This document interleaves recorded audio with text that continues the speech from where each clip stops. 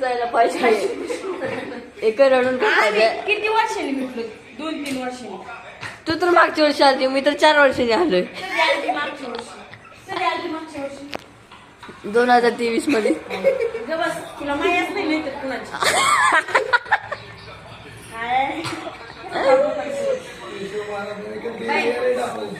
मम्मीला मागं बोलत जाऊ नका उलट सुलट. फुल लावायचं मला आठवण आली ना. रडून काय फायदा? सगळं हशी खुशीत जायला पाहिजे ना. गेंडा चल ती बंद कर. चल चल चल चल चला राव. चल जाऊ बे. आता तूच राहिलं रडायचं.